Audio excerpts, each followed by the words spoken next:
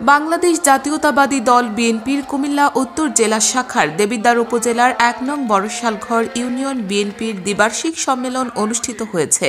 নবগঠিত দ্বিবার্ষিক সম্মেলনে এ কাউসার বেদনকে সভাপতি ও জাহাঙ্গীর আলম সরকারকে সাধারণ সম্পাদক ও মোহাম্মদ সফিউল্লাহকে সাংগঠনিক সম্পাদক করে ৭১ সদস্যদের কমিটি গঠন করা হয়েছে।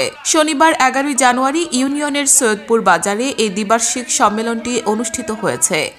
সম্মেলনে নবগঠিত কমিটির সাধারণ সম্পাদক জাহাঙ্গীর আলম সরকার এর সঞ্চালনায় ও সভাপতি এ কাউসার বেদন এর সভাপতিত্বে প্রধান অতিথি হিসেবে উপস্থিত ছিলেন কুমিল্লা উত্তর জেলা বিএনপির সদস্য সচিব AFM তারেক মুন্সী।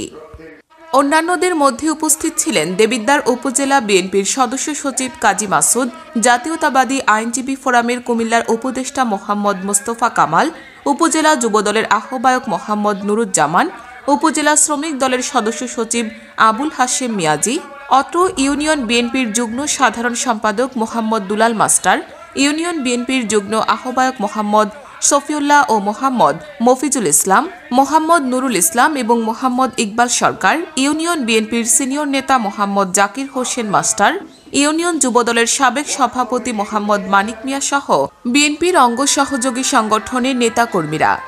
সম্মেলনে প্রধান অতিথি বলেন, বড়শালঘর ইউনিয়নবাসীর প্রত্যাশা অনুযায়ী নবগঠিত কমিটি ঘোষণা করা হয়েছে।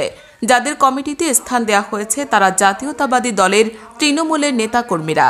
দলের দুর্দিনে হামলা মামলার পরেও সাংগঠনিকভাবে কাজ করেছে। আজকের কমিটিতে ত্যাগীদের মূল্যায়ন করা হয়েছে। আশা করি এই কমিটি বড়শালঘর ইউনিয়নে একটি শক্তিশালী বিএনপির ঘাঁটি তৈরি করবে।